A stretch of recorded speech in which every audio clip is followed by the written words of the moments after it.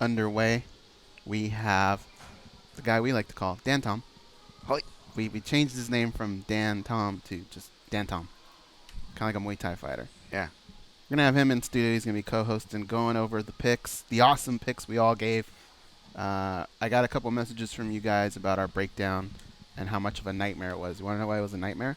Because people said that we would present one argument, and they thought it was awesome, and they'd write it down as their pick, and the next guy would go and give his points, and then you'd have to switch it because that guy made a lot of sense. And if you look at our picks, we were all over the place. It was. I like that, though. I mean, that's a good thing, right? I haven't seen it that all over the place in a while, and you have a better sample size to pull from, right? I mean, that's been a while since it's been that much. It's about as diverse as it gets. Yeah. We'll also be joined by Antonio Rodrigo Nogueira. He will be in studio. I've had a lot of in studios lately. I've been digging it. And then, of course, at some point, George will join us on today's show. We have the lovely Victoria. She is producing today's show. Tomorrow will be Sam. And then we're back to Danny. Say something, Victoria. Hi, guys. Pretty good? Pretty solid? That was good. What else? I am very upset today, guys. I don't know if that'll come over on the broadcast. And it's like every individual that I've seen today has just added to my fury. Except for Dan Tom. Okay. And so far. Gally hasn't done anything yet. But he's got something cooking, I know it. Victoria, have you done anything? She's coming to Vegas. I'm sorry. Yeah. The phone is ringing. I'm trying to see where it's ringing from. But I think Gally's safe because he's Canadian, so he already has like some buffer points to give away if he does make a mistake. You're just like, well, probably we'll give him that was probably just Canadian. He was cool. He probably didn't mean it. You know, they're such nice people. We'll give him a pass. So he's got like a couple buffer points to work with. I've learned a lot about Canada in the last 4 months. One of my buddies is from Canada. He's been telling me a lot of stuff. But what I'm fascinated with are the Canadian versions of American things. So their Canadian version of Mr. Rogers is Mr. Dressup. And Mr. Dressup is creepy. Yeah. Super creepy, right? You can agree with that, right? But you know who he is, and it's kind of creepy, right? Is he that creepy? You want to hear his theme song? Oh my goodness. Let me see if I can find it. Wait, Cliff Notes are what? Cold Notes, that's great. Cold Notes in Canada? Cole's Notes. Cole's Notes. Oh, okay, wow. Really? Can you think of more of those? That is cool. Those are cool. Yeah, I like that. Mr. Dressup.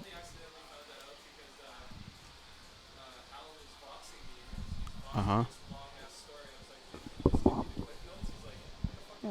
The Cole Notes. This is the Mr. Dressup song, by the way. If I can get it to load. Which I already know I won't. So. Oh, my God. That was Gorgeous George scaring the crap out of Dan Tom. Man. I will be right back because I need to hit record on this camera. Dan Tom. What's up? Entertain everyone. All right. The first impression is... 1 minute. Okay. I am now after what Goes did last time, and I got to be on guard. It's not even the fighters I got to worry about. It's the hosts. What's up, Gigi? Just recovering from this last week, man. How about you? Same.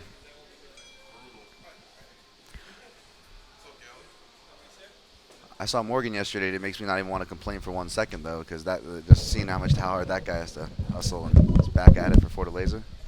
30. I'm back. 30 seconds, George. A show at the Cage Fighters yesterday. So it was kind of funny. We kept seeing each other. We were just joking. 10 seconds. Here we go.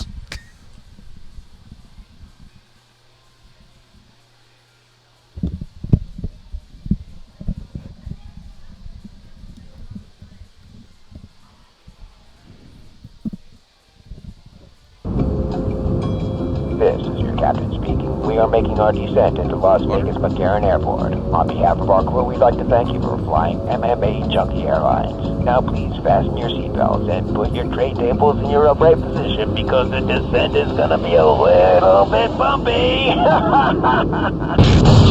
Alright, Junkie Nation, it's time to roll, baby, on MMAjunkie Radio with Gorgeous George and Gold. This is what we doing while we do it, baby. All night long, we rollin'!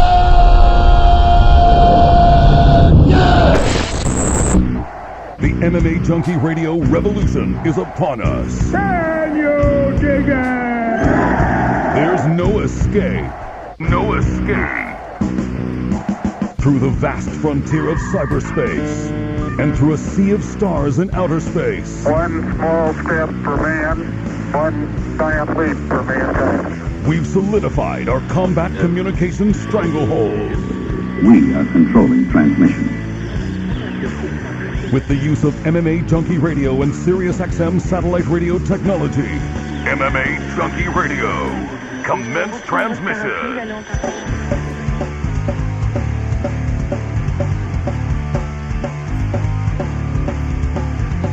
Live from MMA Junkie Radio HQ in the fight capital of the world, Las Vegas, Nevada.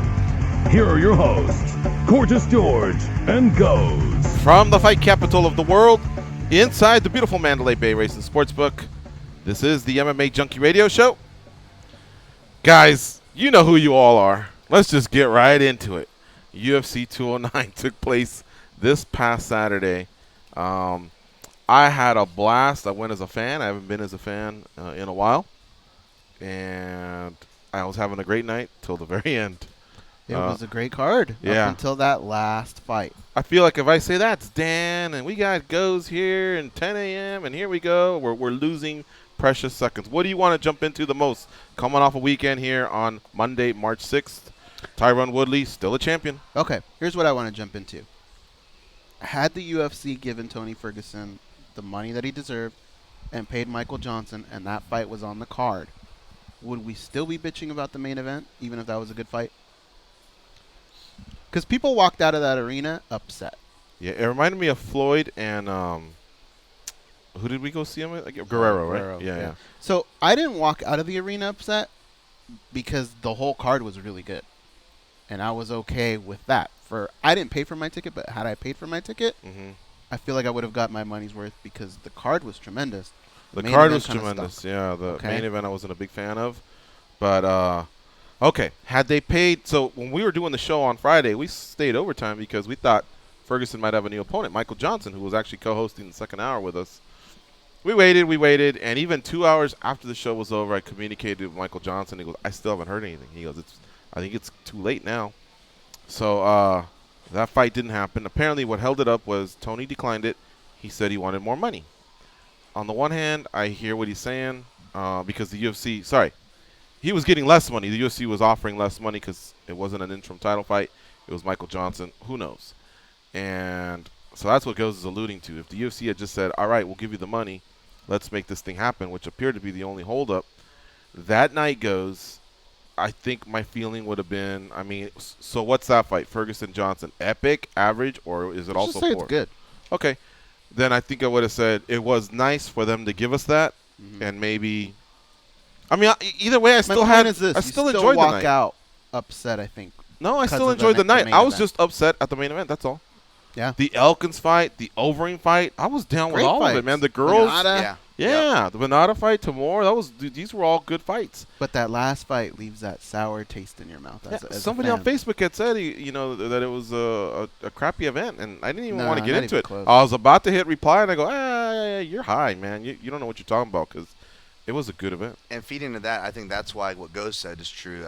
It always leaves the bad taste in your mouth. And you can, kind of divvy up answers from hardcores to casuals, where hardcores are, at least you like to think most of them were at least of right of mind enough to go, hey, at least we got to see that Darren Elkins comeback of Mirsad Bektik. As good as Ferguson and Khabib could have been, that's still an outlying thing. We don't see comebacks like that, in other sports, much less this one, that Darren Elkins, Mirsad Bektik. So there were a lot of positive takeaways if you were looking. It was actually a really good card, which is why I guess answering your first question, if Tony and Khabib were to have fought, and even if it were to have been a good fight, I still think, yes, people would still be salty. If they couldn't see the rest of the good that was on the card, I think the short-term memory would have partly sabotaged Khabib Ferguson, even if it did happen. Here's the thing. The two guys in the main event, I feel like they could sign that matchup again a month from now. I don't think it would look any different. I think they're just kind of each other's poison. Okay? I understand why Tyron Woodley fought the way he did. Okay? Stephen Wonderboy, I kind of get what he was trying to do. He didn't want to get hit by that big punch. He was trying to use his range. I get it. but you have to take the title from that guy. So if anybody's going to take a chance, it's got to be you. You're the first guy that needs to take a chance. Okay? And Tyron Woodley, when it comes to him, I get what you did, but I think even you have to agree, maybe you need to cool it on the talk of, hey, I want pay-per-view, big pay-per-view money and this and that. He brought some pressure on himself. Yeah, now he's going to have to go back and put on a couple good performances before he could probably do that again. Now, was it worth hanging on to your title? Probably, right? He's still the champion. He's still going to make good money. There's a lot on the line. So I understand his play, but he's gonna have to cool it from here on out for a little bit, and then go back to being the guy that knocked out Robbie Lawler. And he's saying something like that. He's saying, my manager in the UFC will work out my next opponent. He's going to go film a movie, go on vacation with his family, and that's that. But I just couldn't believe what I was watching. Rogan enjoyed it. He said it was tactical. I need to watch it home, but we didn't buy it. So we didn't buy it, nor did we tape it. We'll have to wait the 30 days or whatever to check it out on Fight Pass, I guess. But I was fucking there, and I was awake, and I wasn't drunk. And I'm telling you, man, Goes is right. Thompson needs to win that title. Mm-hmm. You know, he needs to start doing something. Round one, okay, they're feeling each other out. But the fans weren't very patient. And let's say that's that 70% that's not a hardcore, and the hardcores are watching, it's tactics, you know, or whatever. Okay, we'll give them the pass. Second round, same thing. But when the rounds are close and neither guy is really winning them, if you're that guy that could be down 2-0, there has to be some urgency. You know what I mean? Because you did all these training camps. Thompson knows he's not going to get a whiff of a title anytime soon. There's got to be other guys in there, especially as long as Tyron Woodley's champion. So the corners have to be relaying that to them. You know, all right, we need to start picking it up here. I mean, what we came to the table with isn't working. So let's start. How can we start banking rounds, at least these next two, so that it's 2-2 going into the fifth? And if we can hurt them, we can finish it. On Tyron's side, same thing. Could I have lost those first two? I work hard to keep this. The big paydays are coming. Even bigger paydays are coming. Who knows if Conor will choose him since GSP bypassed him? You know, we don't know what the next fight might be for him. And yet the same thing. You know, round 3 comes, round 4 comes. What I couldn't believe is that in round 5, I think they know by then they got enough gas to make it to the finish line. You have to take risks. This is a violent game. I mean, when you signed up, you had to know that, yeah, you're going to fight guys that can crack, or you're going to fight guys that are awkward. But the end game is they're competitors, they want to win, and everything that comes with it is just gravy. And I did not see that from either guy, and that's what left me frustrated. There's definitely so many angles to unpack there, and not to kind of cheat ahead to another fight, but you know, in breaking down this fight, I was looking a lot at comparing, Rashad versus Lyoto, UFC 198. As far as stylistic, we have the wrestler with the right hand versus the karate southpaw, right? It was kind of a similar dynamic. And earlier in the card, we would see Rashad face, not a karate southpaw, not a mobile southpaw, but in Dan Kelly. But, despite that, we saw two aged guys, and they were able to kind of throw with that urgency that was lacking that George was talking about that we weren't seeing. And sure, you can say, there's an argument that, well, there was the title on the line, though. Rashad and Kelly, that was just a middleweight, fight, for nothing. But, well, you can also make the argument, well, there was a title on the line, a title to be won in Thompson's case that he had to show, and a title to be defended in Woodley's case that he had to show. And one of the things that I was stressing was just to temper these two-way arguments, because there's a lot of different angles, and a lot of them are kind of two-way arguments here that I see. But, speaking to your point, yeah, they definitely did not show that urgency, and that's hard to defend. Yeah, and so even Dana said, you get in there with Tyron Woodley, you get in there with Thompson. I thought he was going to come down harder on them. But it is his promotion. Mm-hmm. There's probably times when he realizes, I need to start cleaning things up a little bit here. Mm-hmm. And, he's at the front of the lines. Okay, I get that. Rogan went out of his way to tell both guys he really enjoyed it. I respect Rogan. But all I can tell you is I was sitting there, and I was sitting there close to promoters, other fighters, hardcore fans that I know. In addition to the 70% casuals, 30% hardcores, whatever, and there was some booing going on. I guess if I was a little bit more detached from the sport, I probably would have been booing too. The Diaz brothers, who walked in the Rashad and Kelly fight. So, well, I don't know, maybe they were lingering somewhere else, but I remember there was a lot of pop when they walked in. They walked out in the third round. Yeah. they came. I doubt they came to just do that. Well, I think if it's a great fight, they stick around. But even they had their fill. I mean, a lot of people. Twitter was blowing up. Kevin Ieldi said this is the worst title fight I've ever seen, and I think he meant boxing and MMA. We're all not crazy here. Yeah. Yeah, it felt like it was like a pressure cooker boiling over. I mean, I don't know. Maybe you're, sitting live, it was hard. But like, if you were like, like me watching in a TV with a bunch of buddies and stuff, it would almost turning into scoring arguments while you were watching it because that became the narrative. How is this thing being scored? Because there's two levels. It's there's the criticism of the fight, which we're talking about now, and like Goz said, I agree. Whether it was grappling or karate, there was those guys I came across in competition or in the practice room. Your styles just don't jive. It's gonna be boring every time, whether it's because you know each other, respect each other, or all the above, and that's fine, and we need to accept that. Kind of like Goz was saying, that we have to at least be aware that exists out there. The problem with that though is, how are the judges going to approach that? Now, we can get into the chairman appearing at the post-fight press conference and addressing his opinion on it, which agree or disagree, you got to respect that he actually showed face. Yeah. But I think that is the bigger issue here is that when these matchups occur, when they happen on the biggest stage for a main event, for a title, we still need to be able to have the judges pick a winner and do a justified job of it because, let's be honest, if that was a draw again, oh, man, that would have been scary, right? And it could have been because one judge had it as a draw. He called a 10. Yeah. He had Wonder Boy winning 3 rounds and Woodley winning 2 rounds but scoring a 10-8 in the 5th. There wasn't enough to call it a 10-8, in my opinion. I don't think so. I mean, he did put him down, but I don't think there was like a volume of work, and he wasn't like in complete peril. Oh, my God, I can't stop it. I mean, I think the ref took a look like he does to anybody that gets knocked down, but I didn't think it was a 10-8. I think he got chastised by Bennett. He did. That ref, right? Yeah, he said it was unacceptable. The other two had it 2-2 going into the 5th, and they both sided with Woodley. So some people had 10-10 rounds in the first 2. I mean, it was all over the place. Yeah. It was all over the place. If that fight would have been called a draw, the only person that would have been carried out of that arena that night would have been myself. Because I told you guys, bet that draw the whole year on a main event, and eventually it'll hit. It could have hit that night. Yeah. Well, we can't give you shit until like the 45th, you gotta wait till 45th like or something like that. 19. To wait for the odds to see if it rolls through. But what about Bruce Buffer? He said, he gives a decision. He says 48-47 Woodley, and then he goes 48 or 47-47, calls the draw, and then he says 48-47. At that point, I think we knew because he hadn't said split. You know what I mean? Mm-hmm. So he says Woodley, and he didn't need to even do all that. He needs to say the first judge called it a draw. Mm-hmm.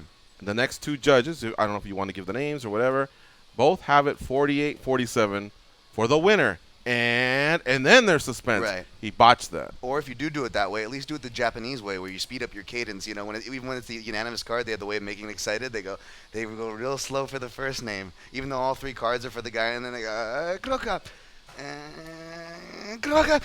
Yeah, and then exactly. it's just like, you know what I'm saying? But obviously that's not Bruce's gig. But. Yeah, he's done that twice in the last year, and I don't know if it's the way it's handed to him or if he's misreading it. Who knows? But.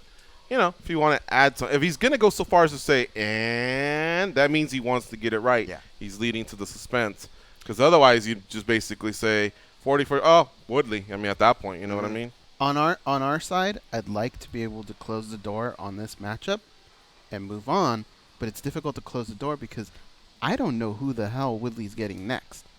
It's not really clear-cut. You got Maya and you got Masvidal. They're fighting. You going to make that fool wait that long to even know who's going to fight? You don't even know if that guy's going to come out healthy. The thing that makes the most sense right now, there's a couple scenarios. I would say you should have put GSP in there against him. That's what I thought. Or you should have just gave it to Maya and told Bisping, hey, man, you got Romero. But we don't have that scenario going on right now. What the hell is going to happen with the welterweight division? So now we got to wait for Maya and Masvidal, which basically pecks off 2 different contenders. And it's a lot harder to forecast these days, guys, right? Because with title fights, we saw with the Anderson Silva era, whether they allowed him to move up, or BJ Penn, or they would allow them to take these interesting matches, they would always kind of reground, kind of like Hollywood, right? They always, with directors, they have their one safe play, then they get their creative play. M. Night, you did great with Sixth Sense, and then here's free reign with Unbreakable, and they're now like, you can make your reel movie. it back, let's reel it back after Unbreakable. And, they do this up-down peak, but now we're seeing, like with Michael Bisping, most notably, the Dan Henderson give me, which some people still have problems with, and even us defenders now are having a hard time defending going right to the GSP matchup. So it's really hard to forecast where the new era is going to be taking us with matchmaking. Didn't Dana say don't ask for a money fight unless you're Connor? I think he said there was only a handful of pay-per-view. Oh, he did leave out a few others? I think. Well, unless it's a different quote. But he said something about there's only a few big pay-per-view people that can bark. Okay. Well, listen, I don't know what's going to happen. I guess the winner of Maia and Masvidal gets to fight Woodley. But you had Maia sitting there waiting. And I don't think Masvidal would have been too offended. He just became a welterweight not too long ago. He just had his first credible win. No disrespect to his other opponents, but I guess I should say ranked win in Cowboy. So Maia was ready to go. If GSP wanted that, I think even Maia would have said, go ahead. You're the man. But I'm next after that. Or now he chooses to fight Masvidal, probably on the same card as GSP and Woodley, in case there's a fallout and they're on the same timeline. But they went with GSP versus Bisping. Okay, all right, that's made. What's next? I guess maybe Woodley already knows he wants some extended time off. Who knows? I want to hear from Junkie Nation what they think of the fight. Are we being too harsh? Hell, I think we could be even worse, honestly. I heard a lot of other colorful adjectives coming out of that arena. I think both guys have earned respect for the way they've performed. They've had their fair share of highlights. But that fight in New York was a good fight, and I was expecting more. And, again, man, you know what? When you are getting paid more, there are more pressures that come with it. And I still believe that you had a champion that should protect his. I think, I think he's got to be more diligent with that. And I think you have a challenger who knows this is it. He's not going to get the Woodley matchup for a third time. Mm-hmm. I mean, unless they announce that they're fighting with knives, then I'll watch it, then I'll order it. But other than that, I'm probably not too interested in part 3. So this is his moment. I just don't understand what happened with Thompson and how he didn't go for it more. Yeah, I mean, speaking of two-way arguments, I'm one of the few people who, not one of the few people, but I scored it for Thompson 48-47, although I could see a draw, but more toward how John Morgan saw a draw as in a 10-10 round. I'm not a big fan of 10-10 rounds, but you think about potential 10-10 rounds and compare it to that first round we saw in the main event this weekend, guys, that's got to be up there in the top 5 for potential picks, even not liking a 10-10 round. So I can see that argument, although I didn't go there. That said, I was not upset with the decision. I was more upset with the arguments about it because, again, these are a lot of two-way arguments. And putting a stamp on that two-way argument, I scored it for Thompson, but I wasn't upset at the decision because of what George said.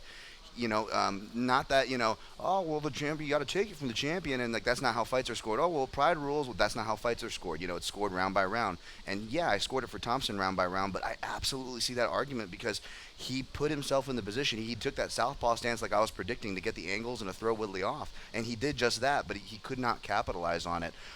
He left out the part of Roy McDonald's game plan we saw against Woodley where you have to make Woodley work. You have to create that urgency. That's how an older guy in Dan Kelly was able to beat Rashad. He made him work. He took him out of that comfort zone, and Thompson never did that. He stood right at the edge of the cliff and looked down. He might have dropped a few pennies and listened to see where they dropped, but he never made moves after that. And so that's why even someone who scored it for Thompson and picked Thompson can still not, disagree with the decision for Woodley in that fight. Yeah, it was frustrating. Now, the rest of the night was fun. The co-main event, what was promoted after Habib dropped off, was David Timur and Lando Venata. And I think we all had said Venata has an advantage. Give us Venata. I think all 4 of us. In fact, he was the biggest favorite on the main card, if I'm not mistaken. Was he? I forget. Yeah, because Elkins was on the on the main card. On the main card. Sorry. And so we all took him. And I have those results. And but we all said, don't stand with Timur for 15 minutes either. Not to say that you can't beat him, because Venata does have good stand-up, but he's taking away one of his main strengths. Hell, Timur took him down once. Couple times, was it? Yeah. And I remember that was pretty even. So great on Timur to round out his game, but I just thought that Venata had a path to victory, blending the two, because he does them very well, and he decided to stand more. And that other kid's tough. He's tough, man. He said all the right things afterwards. He sure did, yeah. That was a great fight. It probably, maybe if there had been a finish, it would have been just catapulting the way the show was going, because the earlier fights just had some great action in it. I remember the crowd just went nuts with Darren Elkins, who will be a guest of ours, by the way, today. But yeah, so they gave us 15 minutes. It was solid. And then we were ready for the main event, and then, of course, that later night. But what do you think of Timur's It was really good. Again, I feel bad because I'm a hypocrite here. I was one of the people waving Lando hard, and there was a lot of media coverage. Fighting did a special on him. Flo did a special on him. I know I was one of the people beating the drum of Brandon Gibson, as well as the striking coach. But it almost makes me wonder, maybe that narrative maybe got to them because that's a smart, experienced camp. And perhaps it was a mistake for me and many to treat Lando like an experienced fighter and think that he was going to go to the ground because it just makes sense. And as we know, guys, in MMA, just because it makes sense doesn't mean it's going to happen. And what we saw was him not use it. And in fact, Timur did get a takedown, which didn't surprise me because Timur will get takedowns, but he'll only do it at the end of rounds, which he did for this fight. And it just, again, but still harkening back to the camp and preparation, I would have figured they would have known that coming in. So to see the falters in the defensive areas in the game plan and the offensive areas in the game plan was kind of troublesome.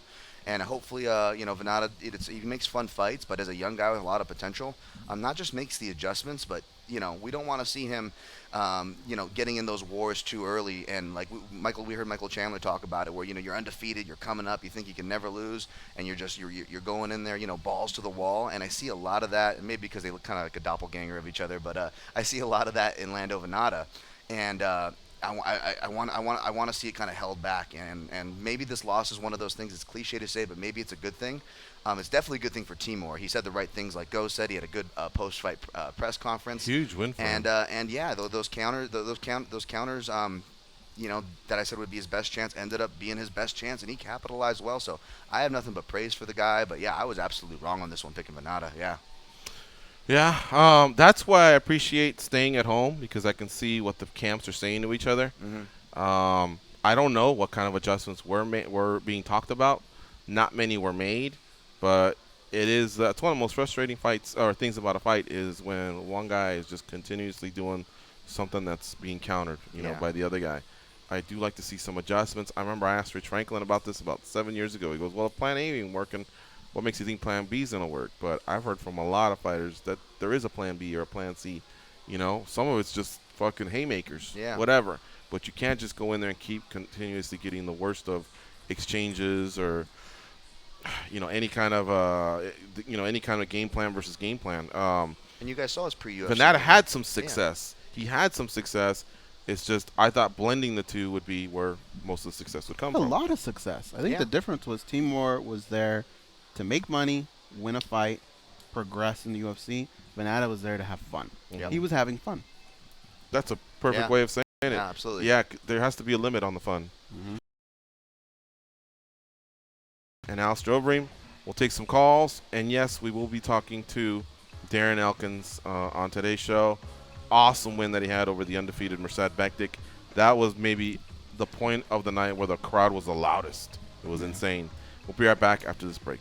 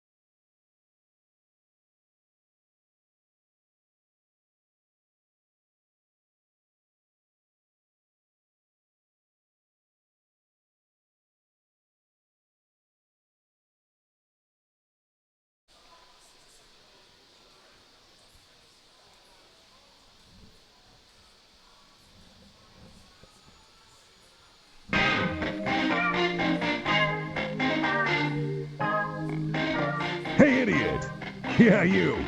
Can you please tap that rather large fellow on the shoulder and tell him it's time for more MMA Junkie Radio with Gorgeous George and Goes?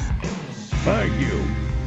13,150 souls were in attendance at the T-Mobile Arena this past Saturday. Tyron Woodley held on to his belt by defeating Stephen Wonderboy Thompson. Scores of 48-47, 2-time, and 1 draw. So he had a majority decision.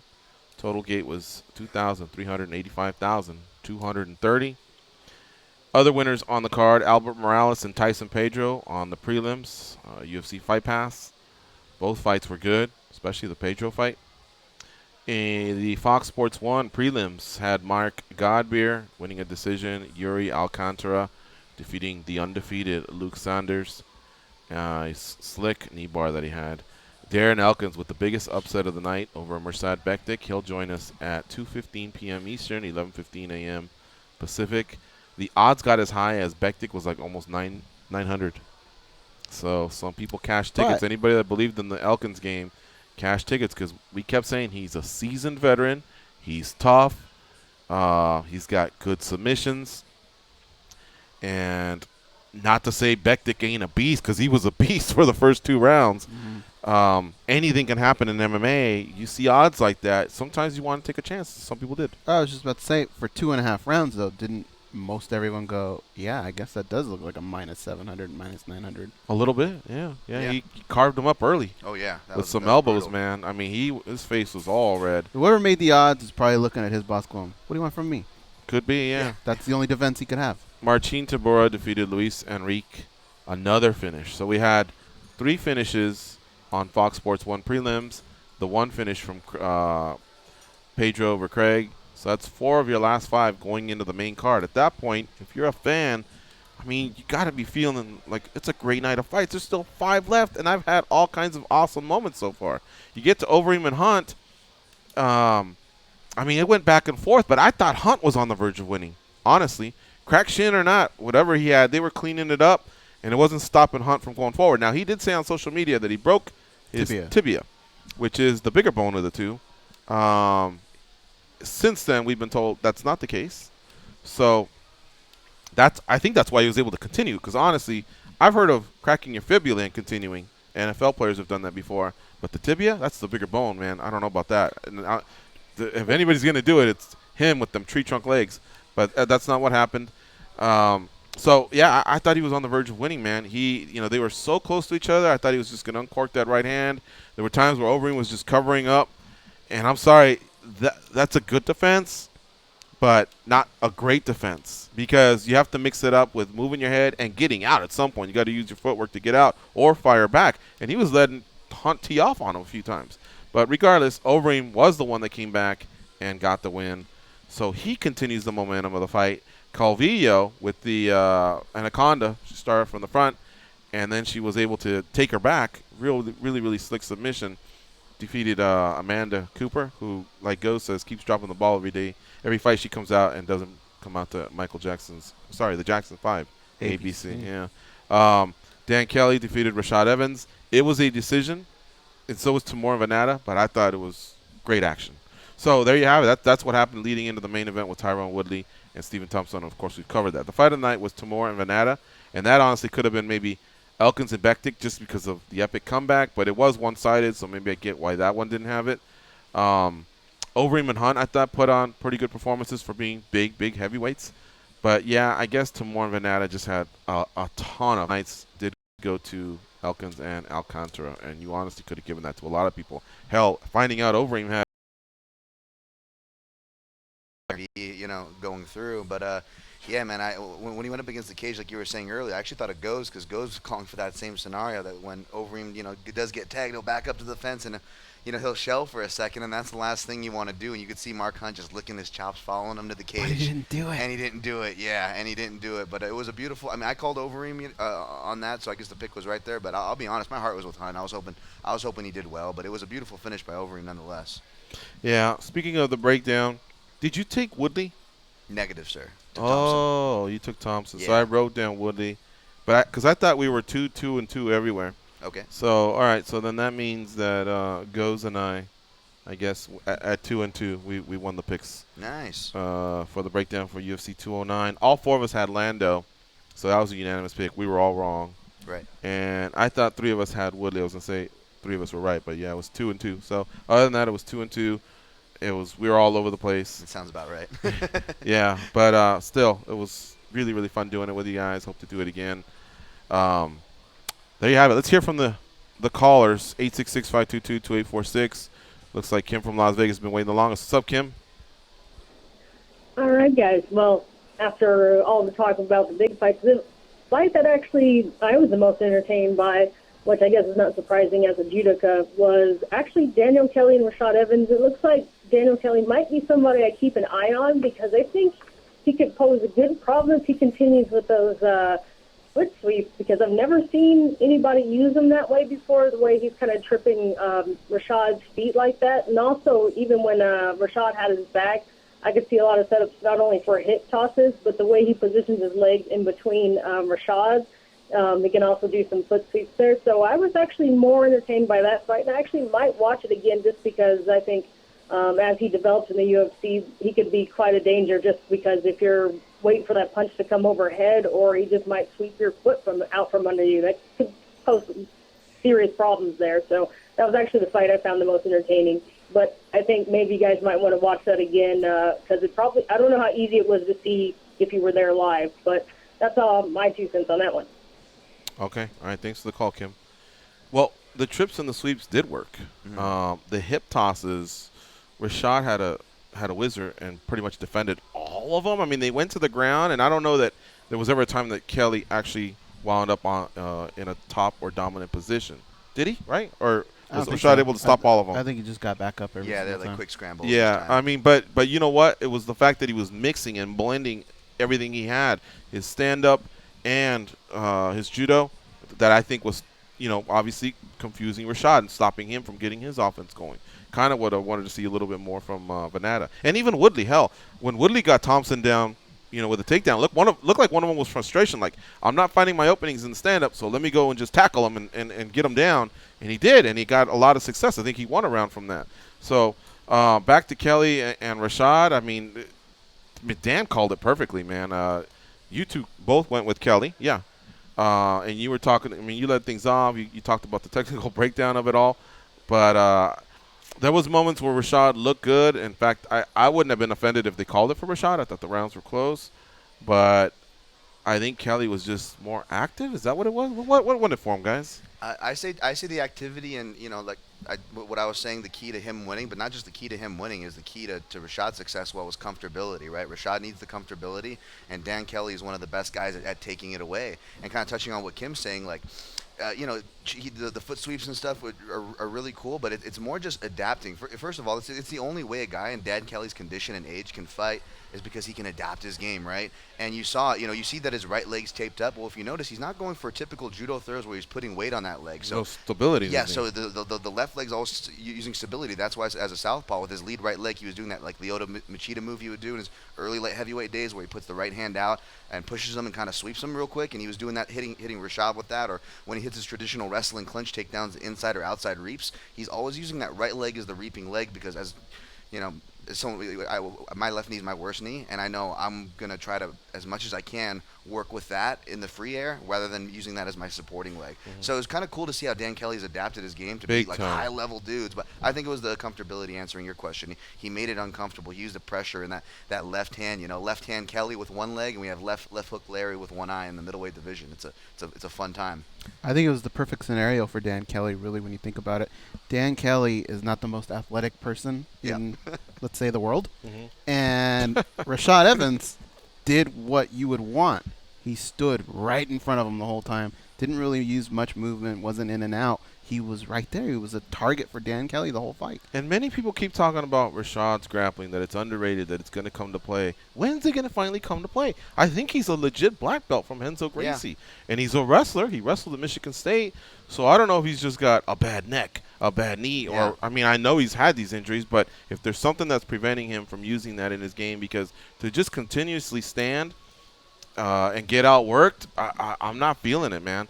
The sad thing is he actually wasn't tentative like he has been in other fights. He actually fired off. Yes. But there's just got to be more, because when they're close rounds, if that other guy does something that makes the difference and you lose by 10-9, man, you just got to go home and kick yourself, honestly.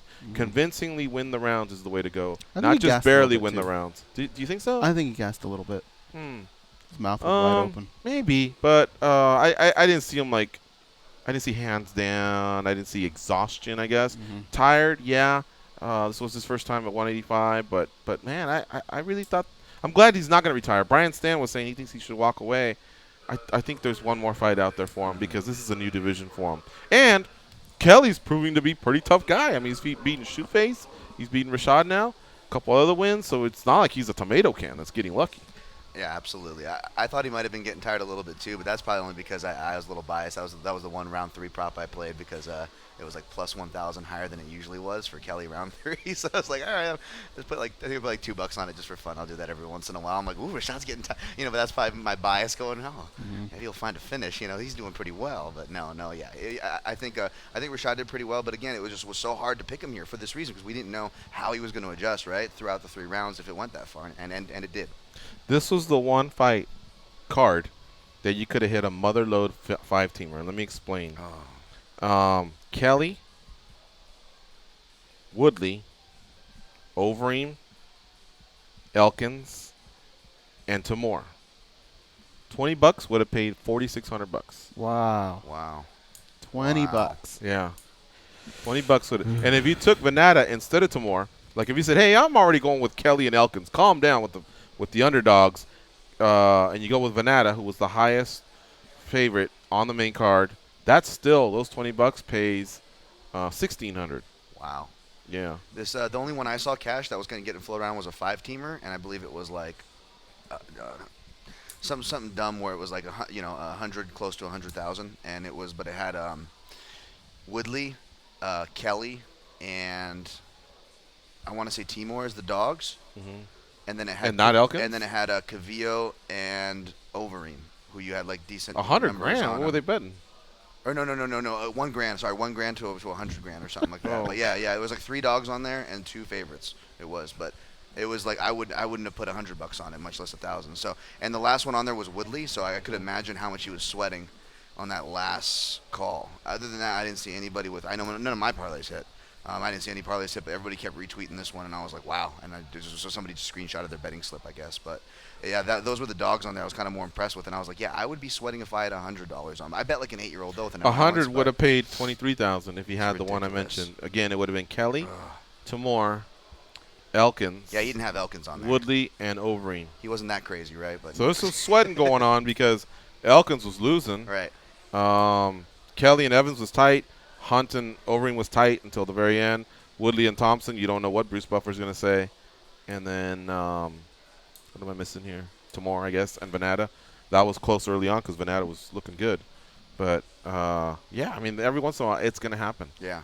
So, I think it's a little bit more fun than playing the lotto because the lotto, like, is so frustrating. I know someone wins it, but every time I get the lotto, I literally look and see that I didn't get one fucking number, man. What am I doing here? It's like I'm giving away $10 or $20. I'm not even getting one number. Yeah, absolutely. Well, and you got to get the magic bonus one too to top it off. Yeah, I would be. It's like, I'll just keep doing these $20 ones and hope I hit the $23,000 one day. But tell me this: you know what caught my eye most about this guy's bet slip was the fact that he had Cavillo in there, right? And that was essentially he's putting $1,000 on a girl making her debut who just started her pro career a couple years ago, who's a waitress at the Cheesecake Factory.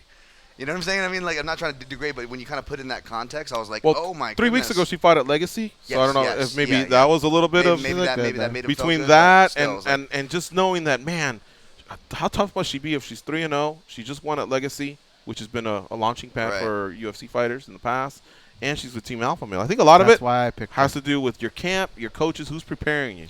Yeah, it was a good pick, but maybe it's just me being a conservative bettor, like just $1,000 and a 5-teamer that she fits amongst that place. But then again, amongst this card, it was a lot of tight matchups across the board. So really, you'd be sweating no matter who you pick, though, right, guys? I mean, because a lot of these matches, from the way they played out to what they looked like going into it on paper, I think they'd be sweating, no matter who. There weren't a lot of safe plays, and the safest play, well, we're going to be talking to the winner of that fight, right? Yeah. Let's talk to Marco in Waco, Texas. What's up, Marco? Marco from Waco, ¿qué pasa, Atos? ¿Qué pasa, man? Hey, so Darren Elkins pulled the combat of the ever. Then we got Alistair Overeem that eat the wrong horse meat, get food poison, and still decapitate smart hand.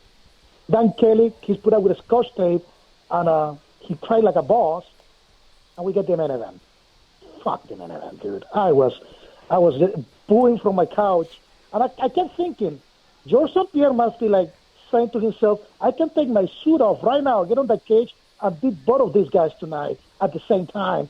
Because, man, I will... Fuck Woodley. You're not the best welterweight ever. You are at best the worst of all the welterweight champions right now that ever been. We'll leave you guys. All right, we'll see you, man. So he's and not happy? That's the direct opposite of what Woodley's been saying. Yeah, he was saying he's the greatest welterweight. Yeah, that was the opposite of. Hey, he's a fan. He paid his $59. Right. He can say whatever he wants. He watches the game, that's for sure. I don't think I felt like that, but I don't know. I guess I will say that ain't gonna happen every card. Here's what I was saying. Speaking of two-way arguments in the scoring now. One argument being the scoring and everybody one way or the other. Well, I think the biggest travesty here is not if you think it should have been a draw and it wasn't a draw, not if you think it was Thompson and it should have been Thompson. I think the biggest travesty here, whether you're a fan of the guy or not, is the fact that Tyron Woodley's going to have to dealing with this heat. Now Marco and the fans, they're justified to have their opinions. Everybody is. Dan Hardy was coming at him. Exactly. A lot of people. Yeah. And that's the thing. It wasn't that he was just defending his title, guys. And you can make that argument. Well, he had his title at stake. He should have defended it more. Or you can use the argument the other way. Like I said, the point is, it's the battle outside of the title. It is the battle outside of the octagon that he is uniquely going through. That not a lot of other fighters have ever really or been in a place to be like that, and he's already getting all this heavy criticism for all these battles and the way maybe he words things and this and that. And now after this performance, it's going to be like a hailstorm coming his way. And you guys see it. Some are justified criticisms. You can make justified criticisms. That's fair to say. Like we're talking about his performance. These are fair criticisms, but we also see the ignorant side, guys, right? And I think all that's just going to be kind of a hailstorm coming Woodley's way. So hopefully he's shutting off his social media for a couple days and resetting for a while. Good idea. You watched it on TV. Was there a moment? I told George during the fight, we haven't even seen the first strike, and it's been about a minute and 13 seconds. They hadn't thrown a punch, a kick, nothing. Was Big John ever close to calling timidity, grabbing the two of them and saying, hey, what's going on? I was watching him, and I didn't see it, but he was talking to them. He didn't come in there and pull them apart and have that little, scolding session. Yeah. But he was talking to them, and John's got a strong, projected voice, so I think he was letting them know. He's been around the game. He's seen a lot of fights. Maybe he could see what we weren't seeing. Tactics, who knows? All right, let's get to this last break before the first hour's up, and we'll come back. We'll take some more calls, keep talking about this show. You're listening to MMAjunkie Radio on Sirius XM Rush 93, and we'll be right back after this quick break.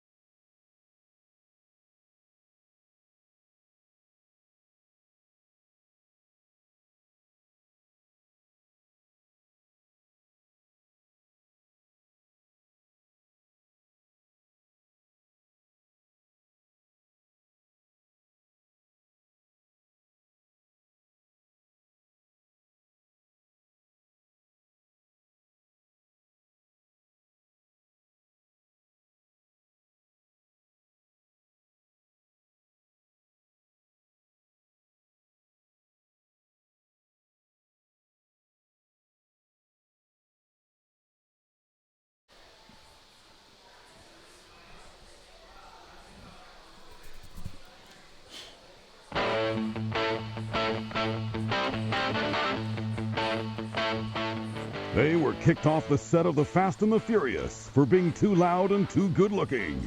Once again, here's Gorgeous George and Goes. We're joined by Dan Tom from Flow Combat. Trying to get it all in here, man. There's a lot to talk about. Just Keith Thurman defeated Danny Garcia on Saturday. It was free boxing thanks to Al Heyman. It was a split decision. If you watched it, you want to call in and talk about that, go ahead. We didn't get a chance to see it. I've seen a couple rounds from a feed I was given. Lion Fight 35 goes. That was a great event on Friday, and with some controversial endings there too. Yeah. There's also the GSP and Michael Bisping press conference. That press conference took place. Bisping was a few minutes late, and actually closer to like 20 minutes late. GSP was accusing him of being a drunk and, still maybe hungover, who knows what.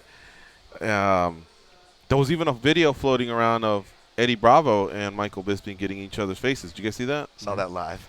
Oh, you were there? Yeah. So, did it really last at least a half an hour? I kind of came to the tail end of it, and people said before I saw the post, people said, "Oh yeah, they were arguing pretty heated," but I didn't really, I don't really pay too much attention to that, so it was just kind of an impassing thing. So what did you hear? I didn't hear anything. I saw the crowd as I was. I mean, how close were you? I was on the third level for a minute, and I didn't even discover like the second level where like most of the media people were at, like Luke Thomas, Bisping, all those guys were kind of down there, and I was heading down. I was heading down that way with the group of people I was at, and it was hard because if you saw the picture, everybody's already kind of crammed in a group, but even amongst a group, you see it in Vegas and clubs when there's like a kind of confrontational group. If you're in a concert, like there's a little bit of a difference, but it wasn't anything more than that. Like I didn't think like there was a fight going on or anything. And by the time I made it up there, Bisping was still, being boisterous and kind of himself, but I thought that was just kind of him being himself, and he definitely was having himself a good time, let's just say that. So I thought it was all in good spirits, and someone mentioned that him and Bravo were just getting into it or something, but it didn't sound too serious, and maybe because I'm not a gossip person, I was just like whatever. But yeah, I mean, I did see the post later, and it got a lot of traction, but I don't think it was that big of a deal from what I heard. But, Marissa from SiriusXM Rush, Marissa Rivas, she was right there as well. Yeah. That's only in the 1 minute video that I saw. I don't know if she was there for 30 minutes or what that whole deal was about. It actually happened Thursday. I could have asked her and Luke about it when I was here on Friday, but I forgot. But anyway, yeah, they kind of got into it. And from what I hear what I saw on the Underground, because Eddie Bravo did post, Bisping didn't like the fact that Eddie said he keeps getting better and better, but somehow alluding to maybe he just wasn't good before. I don't know.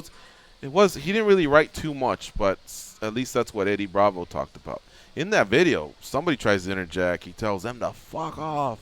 And then Ben Saunders tries to say something. But Ben's trying to be peacemaker, and I think he's saying, like, let's just chill and have a good time. And he says the same thing. He tells him, you go to hell or the other side of it. It's just not the place for it. Yeah. I mean, I was like, wow. Like, literally, if he's that pissed, I thought he was going to squash Eddie Bravo at that moment, or at least try to. I mean, Eddie, I'm sure, can defend himself.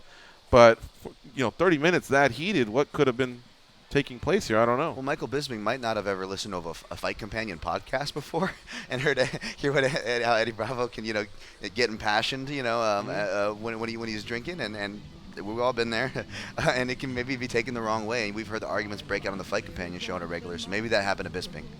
And what does he say about him? You just kind of get drunk and start talking about conspiracy theories, or start arguing with somebody like Brian Callen in the group or something. And it's just kind of. But what does he say about Bisping? Oh, Bisping, I don't know what he said, but I say maybe he came across in that manner, because they always say Joe Rogan always says the Indian comes out when Eddie drinks, and I'm just saying maybe that kind of personality kind of came out, and Bisping didn't take it too well, and they clashed.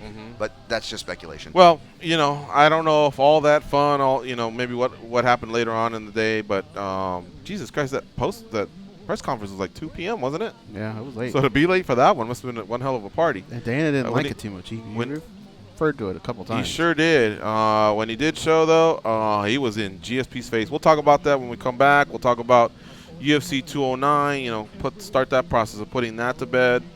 And some of the other news that came out of the show, came out of the weekend. There was a Cage Warriors, there was a Bellator, there was a Lion Fight, boxing match. It was really, really a fun weekend for combat sports. You're listening to MMAjunkie Radio on SiriusXM Rush 93. If you want to get in the queue, we got about 10 minutes of calls in the first part of the second hour. It's 866-522-2846. Stay close.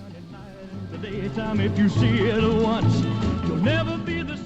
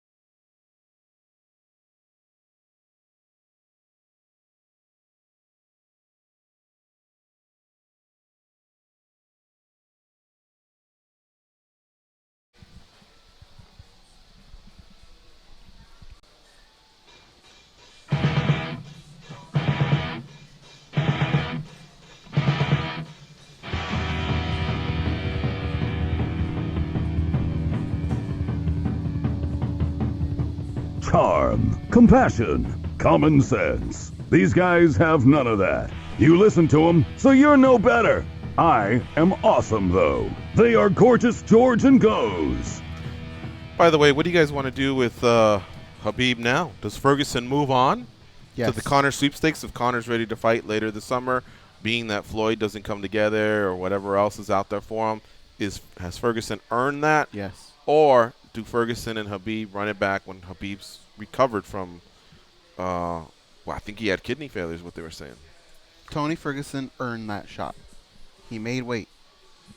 I mean, we were all going to say Khabib's undefeated, but he kind of isn't. So you give Khabib, well, he's still undefeated, Goes. He just didn't make it to the dance. It was a very important dance, George. Yeah. If you're going to be fighting for that dance, you have to make So not only are you going to tell Khabib, all right, listen, man, it's Ferguson's shot, but by the way, you're no longer defeated? No, that I'm ain't just gonna saying, if I'm him, I no longer run around saying I'm undefeated. Why not? I just don't do it. Because anybody's just going to go, yeah, man, but you didn't make it to the fight. But when I do make it to the fight, I win. Yeah, but that's not your job. Your job, it's not written in your job description. Hey, when you can you please show up to your fight? I don't know. Nah, man, I stay quiet and I do my job. So now he has a loss. You know what I mean. You got to earn people's respect again. Yeah. I mean, I'm with you on Same thing with Tyron. Maybe Ferguson moves on. Kind of like a bye. You know, your team didn't show up to the court and the tournament moves on. Okay, Ferguson moves on. As far as the undefeated now, I don't know. I don't know that. I would rather see him fight Conor, Khabib. But what are you going to tell the guy? The guy earned the fight. Yeah.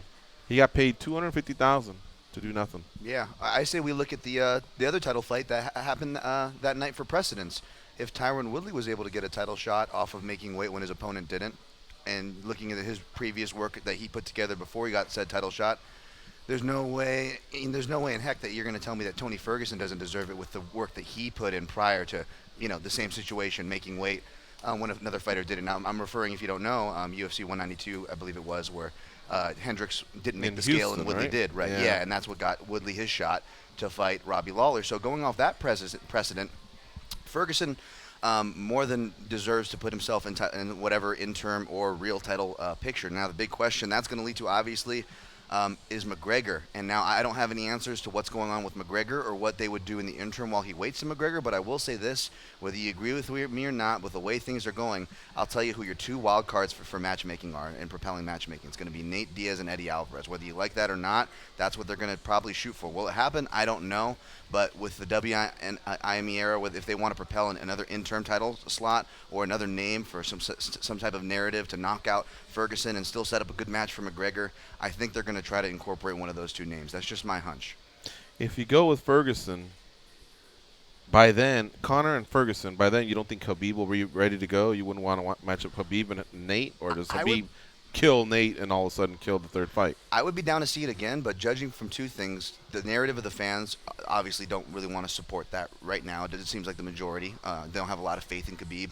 And then two, and again, this is a different era. Dana White maybe not as much of a personality, maybe not as much as power. We don't know this yet, but we've seen him kind of hold grudges, but we also see him forgive grudges. The thing is, he's a real emotional guy, so he'll usually hold the grudge and usually punish a guy, send him to another division, not let him do this for about a fight, and then he'll kind of work him back, right? It's only his first time, though, right? His second time. He missed weight against Thiago Tavares, but then if you want to, the injury cancellations, you want to just factor in it as a booking issue, maybe, and not limited to an injury or what. Wait, what happened in that fight? There was a catch weight? He missed weight. He was like 158.5 or something. He came down. Khabib did. I thought it was like Trujillo or someone like that. Maybe it was Trujillo, but no, I'm actually pretty sure it was Thiago So they Tavares, fought at a catch weight? He finished the guy. He missed the weight and then ended up finishing the guy, so it was Thiago Tavares, yeah. And that was I believe. Maybe it was Trujillo. Oh, it was someone. Yeah, it was someone, but he's missed it once before officially. Time. But he's looked rough at the scale before. He's a big dude when you see him off season too. So there's that whole question. What if Khabib, says, well, I don't think he's going to. I think he's a pretty stubborn dude, wants his goal, and and he deserves it, But I'm just saying, from the way Dana White was to the way the fans are, I don't know if they're going to go for that right away. All right, let's take some more calls. Waiting the longest is Showtime from Tennessee. What's up, Showtime? It's your time. I guess it's no time. All right. Back on hold. Let's go to Zombie Paul. What's up, Paul? Hey, guys. Thanks for taking my call. I'm enjoying the show today. For me, I thought the fight card, a lot of people are talking about it was kind of disappointing or whatever, but I actually thoroughly enjoyed it up until the main event. Because Tyron won, I enjoyed that too. because I felt that he clearly won the first fight. It should have been stopped in the 4th round, and that there was no need for the second fight. And that imagine if every fight you win, oh, let's do it again because it wasn't clear enough or this or that, or you can't move forward. I hate that type of stuff. It definitely did tie up the division, and the division that had Cowboy at the time and Maya. There was some names out there you could definitely throw, in the mix. It held it up, and to hold it up and then run it back and have that disappointing fight, it sucks because it takes a year away from so many fighters. That's literally what it can cost you. If you're somebody that's just waiting. Can I say one more thing? Yeah, of course. Go ahead. Okay, I'm a fan of Stephen Thompson, but in 10 rounds, in 50 minutes of fighting, I don't think he hurt Tyron at all. In 50 minutes of fighting, he didn't clearly win one round in my book. Like, yes, you can give him some rounds. And yes, you can say he won X, Y, and Z rounds, but did he clearly win any of those 10 rounds? And I hate when people say, oh, he moved forward. Are you effing kidding me? A championship fight, but he moved forward more? That means nothing to me. There you go. All right, Paul, thanks for calling in. I think in the first fight I remember him hurting Woodley, but nothing. Staggered him a little bit. Yeah, nothing too bad. He does a good job of closing that distance, but then when he's in range to fire, he's holding back. He is cognizant of Tyron's wrestling and his power hand, but guess what? You got to deal with that. There's just no way around it. Mm-hmm. Imagine back in the day when Earl Campbell had the ball.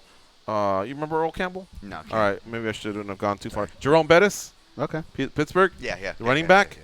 Dude, when you put on those football helmets, you're a cornerback and you're 170 pounds, you realize that every once in a while they are going to run it your way. You just got to take them head on. You got to. Yeah. There's no way around it. You can't say, can you guys run that way? Can you guys pass the whole time? You just know when you sign up to play against certain teams, there's just some bruisers back there, and you're going to have to hit them. And then guess what? When the game's over, next week you may have a team that has more of a passing attack, and maybe it's not going to be as bad, but that's just the way it is. There's no way around that. Or a pitcher that throws 100 miles an hour.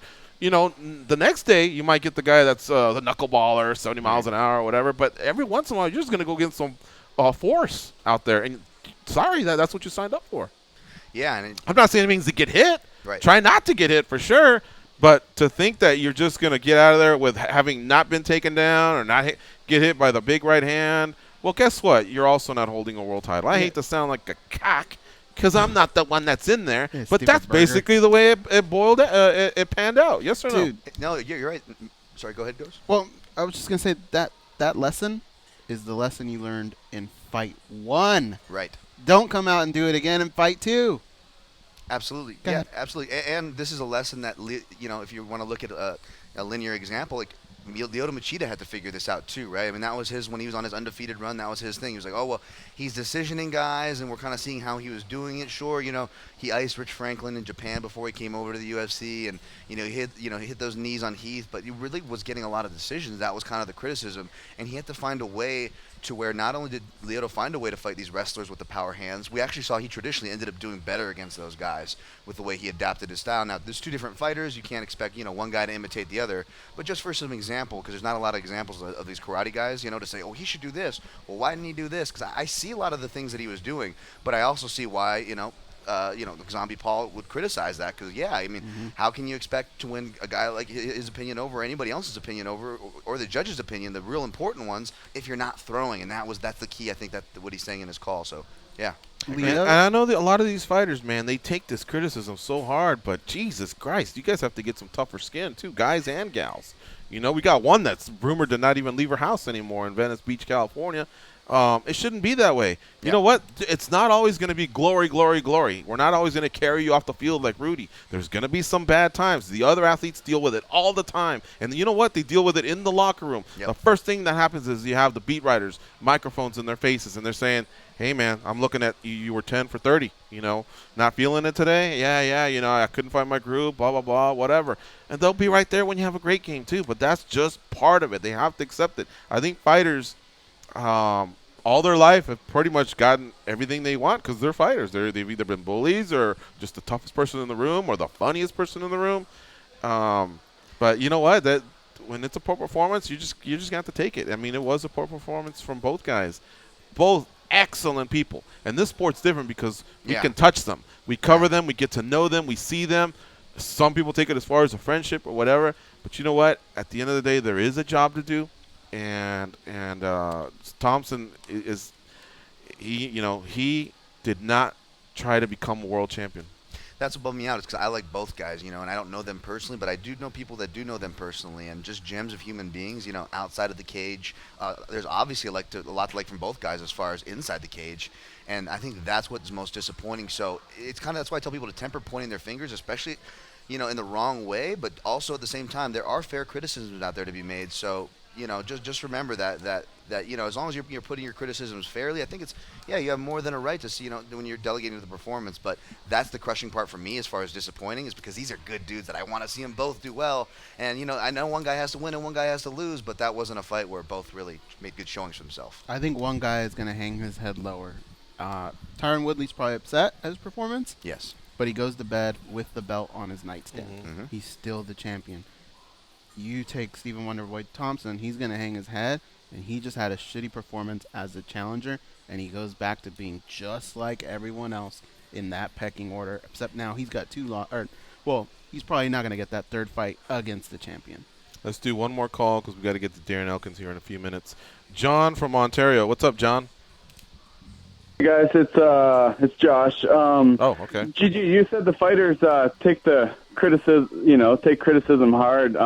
What about when they bring it on themselves? Like Woodley calling himself the greatest welterweight champ of all time. Like that's a lot of added and extra pressure that he brought on, by himself to himself. Right. And I'm glad you brought that up. We're not delusional. We're not delusional, man. Like we haven't forgot about Matt Hughes or GSP, right?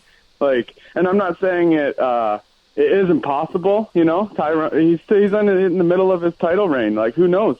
Maybe he is the greatest welterweight champ of all time by the time he's done. But right now, to say that, a little premature, man. Like, and just GSP was labeled a boring fighter. We all, I'm a GSP homer. I don't deny that. Like, that was clear as day, right? Like, the lay and pray style. But one thing, when GSP, up until his last couple fights when, Johnny was stuffing the takedowns or taking him down, up until then, during a GSP fight, you knew who the hell was winning when he was on top. That maybe it was boring, but at the end of when they were reading the decision, it wasn't who's going to win. You knew damn well who was going to win. So, I'm glad you brought that up. Thanks for the call, Josh. Both have healing to do, like you said, Goes, except Tyron does have the belt.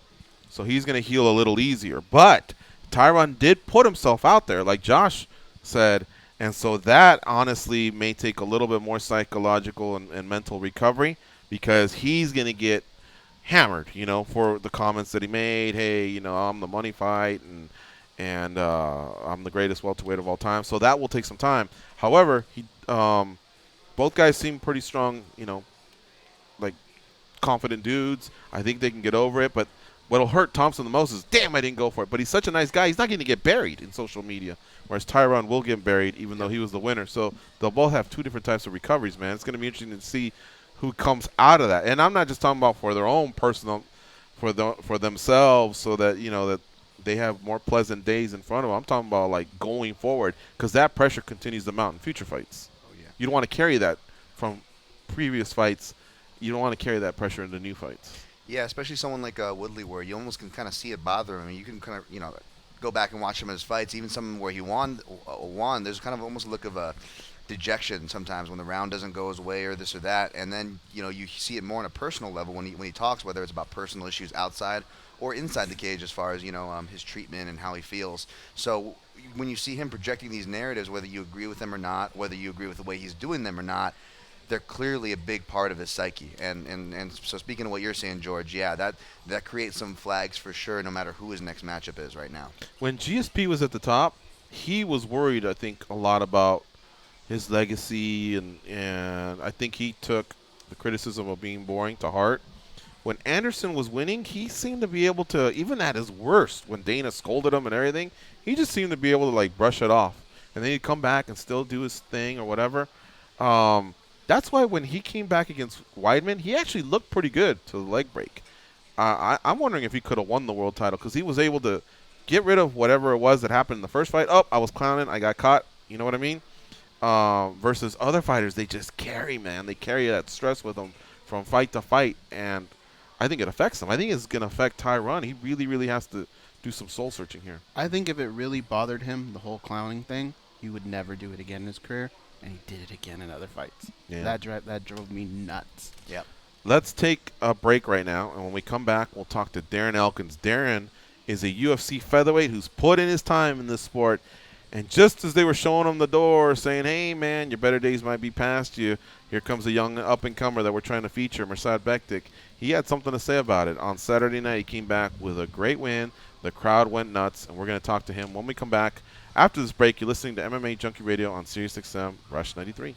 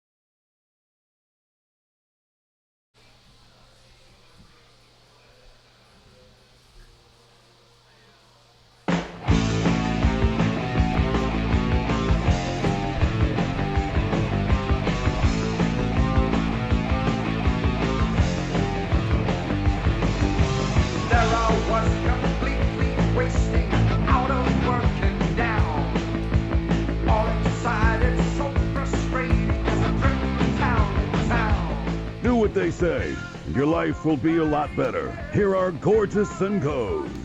I couldn't put that any better. Just kind of do what we say, and it's true. Good things will happen. If you haven't noticed yet, Antonio Nogueira will not be here today. He's rescheduled for tomorrow, but he's going to do something that's going to make it up for everyone. So, good things on its way.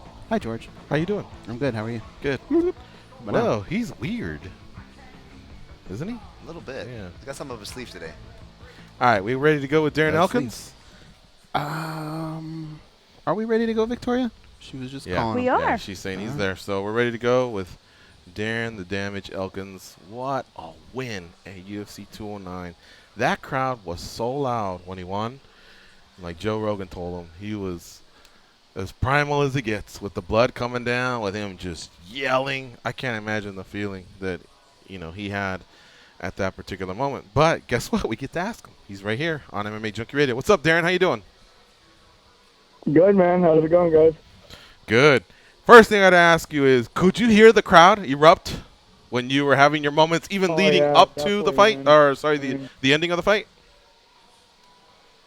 Say again, what? Could you hear the crowd reacting to the tide switching, even before you actually won the fight? In there, yeah. I mean, between, coming back, knocking them out, I knew I was the 2 rounds. And then that crowd, man, the adrenaline was going through me so much. It was just crazy.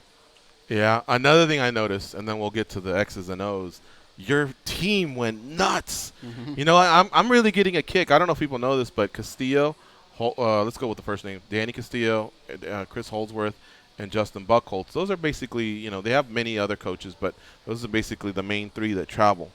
And I'm actually getting kind of a kick out of that 3-headed monster. They're always in the corner of the different fighters. And those guys went berserk, because I think, I think it was a nice team win. I think everyone worked in unison. Of course, Darren had the bulk of it. He was the one that was out there. But I could tell that meant a lot to them as well, as they're starting to establish themselves, especially Justin as the head coach. Yeah, it definitely means a lot to them. I mean, they know how much time I put in. They put in a lot of time with me.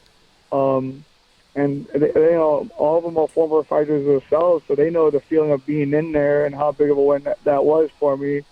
So, yeah, I mean, that, and then you got to figure me and Buckles worked on that cage, the combos, straight to the combo to the kick when he runs off the cage. We worked that probably for, 2 months of that same combo. So when that happened, I mean, obviously, when a player works like that, it's even a better feeling for him. No doubt. And I think I told a white lie. I said we're going to get straight to the X's and O's, but I want to talk about one more thing. On the show that we did last week, we talked about the odds. I think you went on to tell us that you didn't give a shit about the odds, or maybe even a fuck about the odds. But we're in Vegas. Yep. The odds existed, and you made a lot of people a lot of money. Maybe that's why a lot of the crowd was cheering. You were in parlays. You were in straight plays. A lot of fucking people were doing their favorite dances, man, because of that. So don't turn down the free drinks and the steaks that are coming your way. Oh, I don't. Trust me, I don't. I mean, as far as that, yeah, I'm fine with that. Getting those odds, that doesn't mean that I care about the odds of people doubting me or anything like that. That's fine. I have no problem with that as long as I believe in myself. And I never gave a fuck about the odds. I mean, that's why I keep winning when I'm an underdog. I mean, I'm just that type of guy. If somebody does see you on the street, what beer should they buy you? What's your favorite beer or two? Give us a couple just so that we can get through those formalities. I mean, I mostly drink Miller Lite. I mean, I'll drink other beers, but almost always Miller Lite. And what if it's a mixed drink? I like vodka cranberry. There you go. So if you see Darren Elkins and you made some money, on Darren Elkins, if you see him, vodka cran, that's his poison, or buy him a Miller Lite. He fucking deserved it. What a great win for Darren Elkins, who joins us here on MMAjunkie Radio. All right, Goes, what do you have for the damage? I'm blood red mad right now, George. Why is that? Why is it when I say that vodka cranberry is a drink and it's my drink, everyone comes at me, but Darren Elkins can say it and it's cool? Well, he gets the Miller Lite, and I imagine the vodka cranberries for your significant other, your wife? No, that was for me, man. Oh, okay, my bad. Okay, hey, sorry. You're not that far away. He's going to come in here and beat you. Hey, you can make fun of me. I mean, obviously, you see what kind of balls I have in there. So, well, he let me know that he let me know that he's not in Vegas, so I can pop off. He's probably back in Sacramento or back in the Midwest, so I'm keeping my distance. Darren, I'm back in Sacramento. Here's what I want to know. So going into round 3, obviously you're down 2 rounds. What was the instructions that you got from your corner? Well, we knew we were down 2 rounds. We knew we had to finish. I mean, they didn't give me specific instructions about it. They told me to do that step kick that we kind of worked on and just, hey, we got to finish here, stay on them, keep pushing. And going in there, I had the mentality that I was going to go for broke. I mean, obviously, I knew I was getting my ass kicked. I'm bleeding everywhere. But I knew I wasn't done yet. My head was still clear. And, I went for that guillotine, and then I went for that knee bar, and then I transitioned, got on top of them, and, it just worked out. I knocked him out. But, I mean, obviously you could tell him that I was going for broke. I knew I needed to finish, and that's what I was going for. How bad was your vision from the blood? Say again? Your vision, was it impaired from the blood? Only when I was on my back. So, I mean, it was getting a little, the blood was getting in my face when I was on my back, eating some of those elbows and stuff. But going into the third round, when I was on top of him, my vision was fine. I didn't really have any blood in my eyes, so luckily it wasn't impaired there, and I got to hit exactly what I needed to hit. We saw your reaction as soon as the fight had ended, and you let a lot of emotions out. How about when you went through the curtain, once it was all said and done? Was there a breakdown? Or how did you handle that situation? I mean, when I went back, it was they had to get me fixed up and everything. So I calmed down, but I was just mostly joking around, laughing. I mean, still kind of in disbelief that it was like that. And I didn't break down or cry or anything, but I was definitely feeling great. All right, I'm going to pass you on to Dan Tom from Flow Combat. He's co-hosting today's show. But I got to ask you one last thing to piggyback on what Goz is saying. I was watching because I was at the fights, and some people are saying Mirsad gassed. It didn't look like it to me in between rounds. He looked calm. I didn't see a mouthpiece hanging out and everything. So I think it was just you. I mean, you put on an excellent performance in round 3. You damaged him. But did you feel him maybe more exhausted than he looked? That, or maybe was there a breaking point? Because now the ground was being, I guess, you were starting to control the ground, whereas the earlier rounds, he was the guy on top. Well, I mean, I definitely felt like he was getting more tired. I mean, the first round, he's explosive, he's fast. The second round, I lost, but I was starting to create these scrambles. I was starting to stop the takedowns, and I was winning some of these transitions. Yeah. So I knew that he was getting tired, and I knew I had to keep pushing that pace. I mean, that's just how I fight. I'm a scrambler. I'm a cardio guy, and going to the third round, that's always my round. So if I knew if I pushed the second round hard enough that he would gas in the third, I felt like he gassed.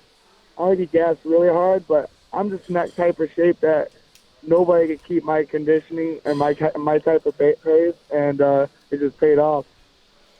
Man, it was awesome. All right, let me push it over to Dan. What's up, Dan? What do you have for Darren Elkins? Hey, Darren. Wow, so many things to say, and so many great little battles that kind of happen up to the eventual finish for you.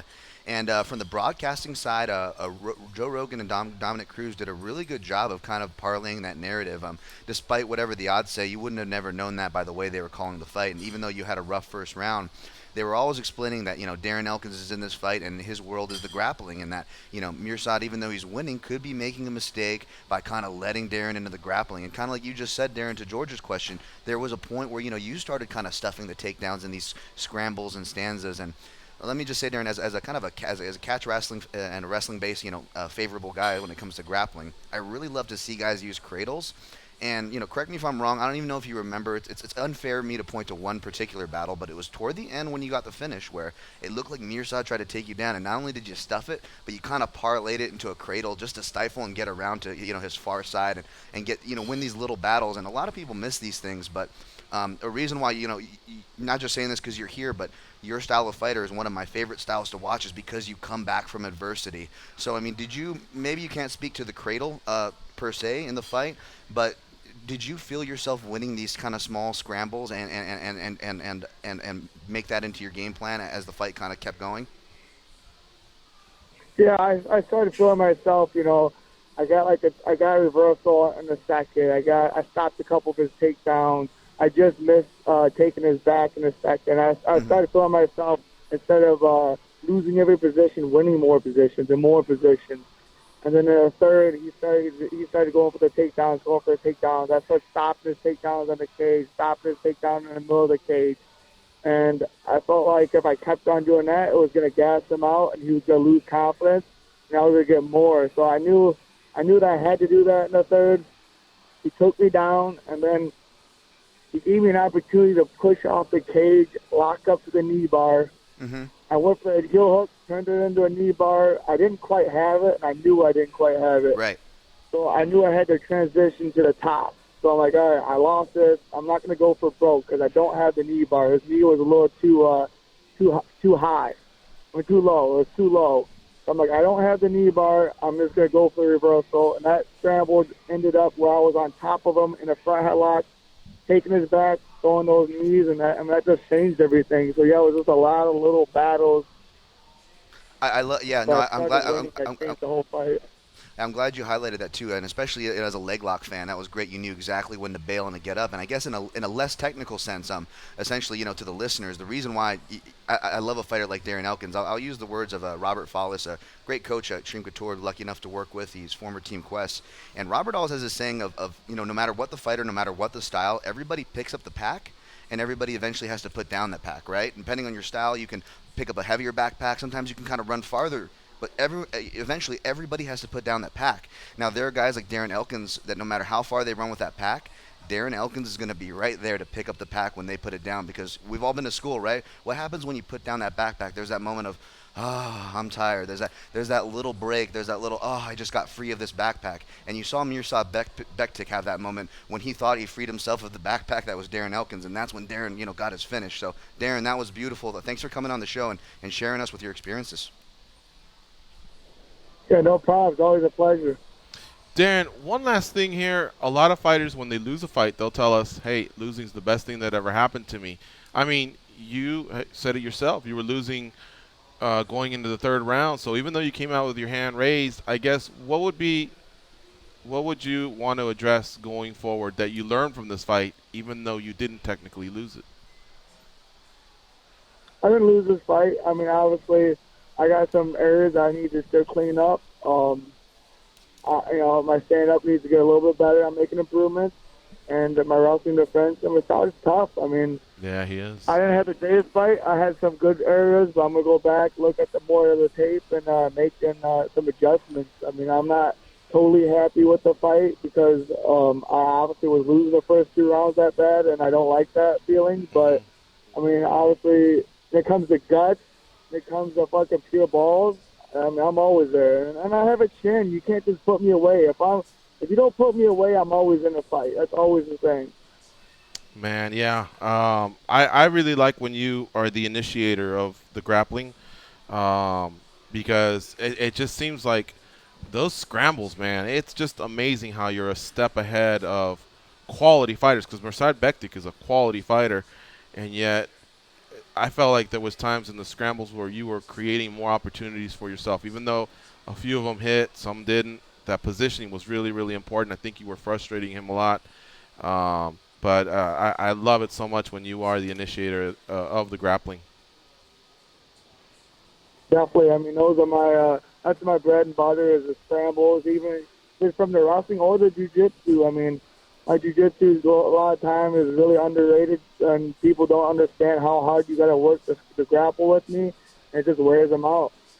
That crucifix position, I mean, that was probably the most troubling position. So I guess how would you prevent that from happening? Was he just strong as an ox? I mean, and was his technique solid and on point at that moment? Or where can you point to a mistake you may have made in giving that up and that obviously being a little bit of the downfall early on? Well, I mean, my hand positioning, I put my hand in between his legs, and I was thinking sweep to go for a roll in that position. And instead, he just trapped my arm and he started landing at those big elbows. And yeah, his technique was good. I mean, I'm really good in half guard where he was just, I make a lot of scrambles in there, but he was just elbowing the hell out of me. And he really made me think about going to half guard and creating a lot of scrambles, because when I did create the scrambles, I gave him an opportunity, he just started ground and pounding me. Darren, you made 50 G's. Any plans for that? Does it go into the bank, or is there a little fun money that comes out of, off the top?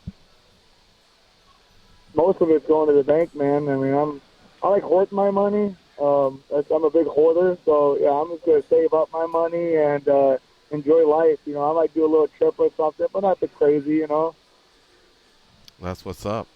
What about when you got to the back? Did the brass or any other fighters just go out of their way to say anything to you other than your team?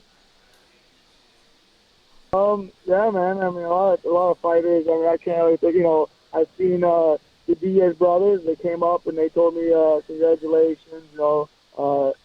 Nick told me to heal fast.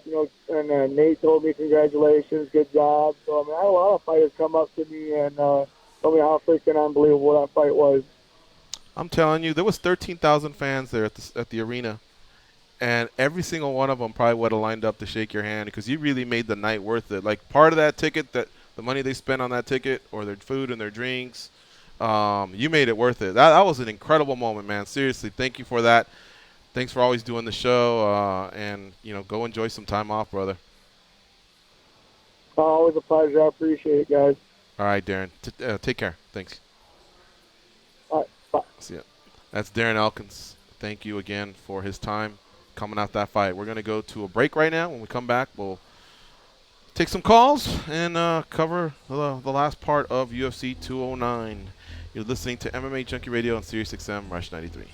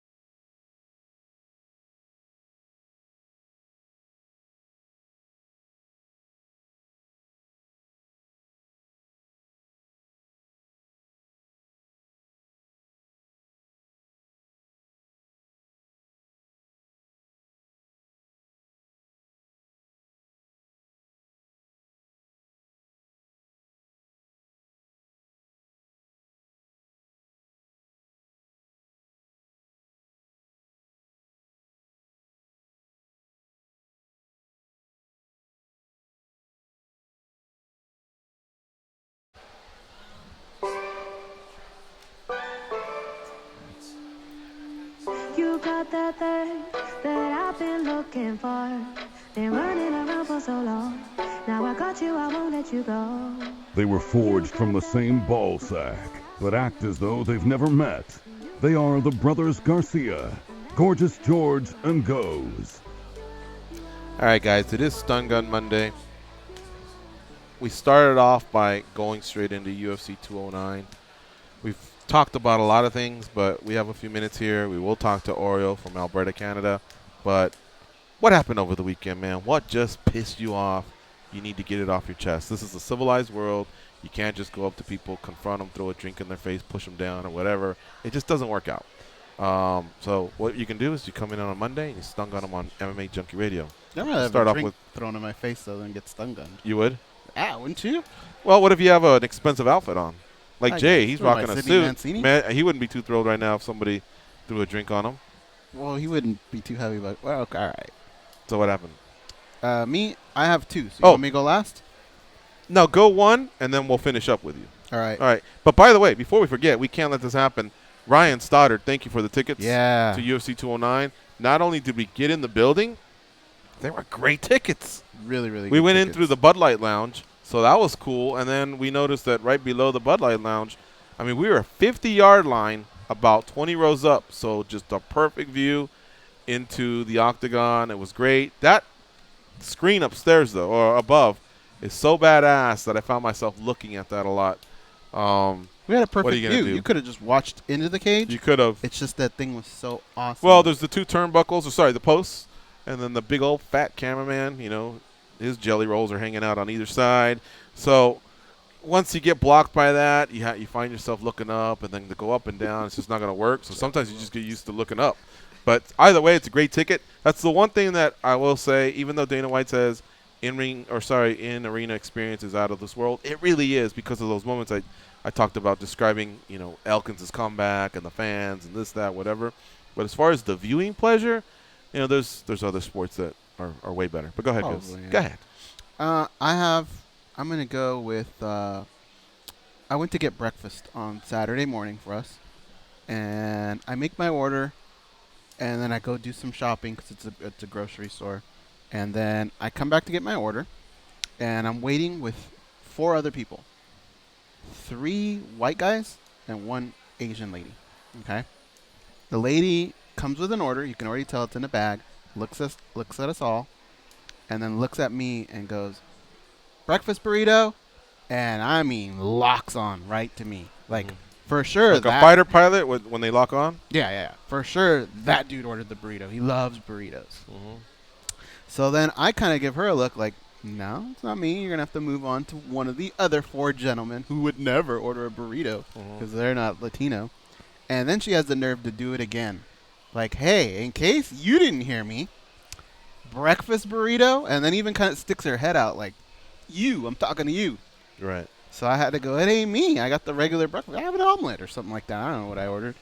So I want to stun gun her for just assuming that the brown guy ordered the burrito. All right. I've been shopping for a car, and what I don't like is that these motherfuckers don't take down notes.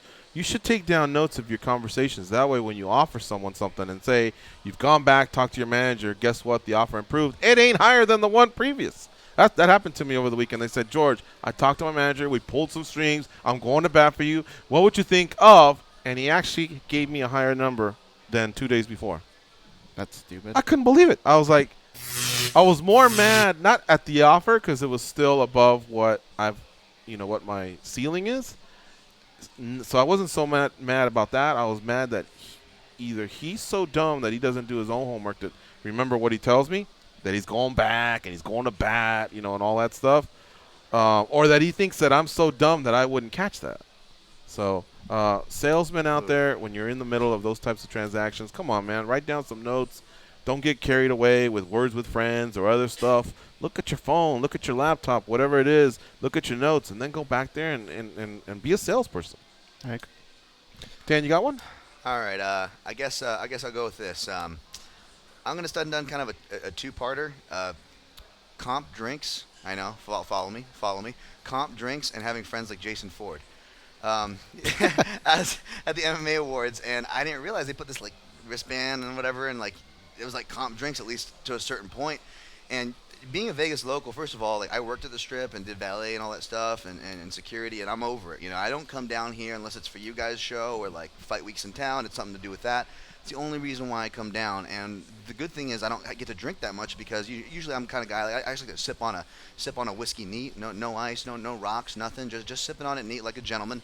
And the prices out here keep me sober and keep me not broke because it's so expensive that I'm like, this $18 for whatever whiskey neat, a decent brand, No, it was free.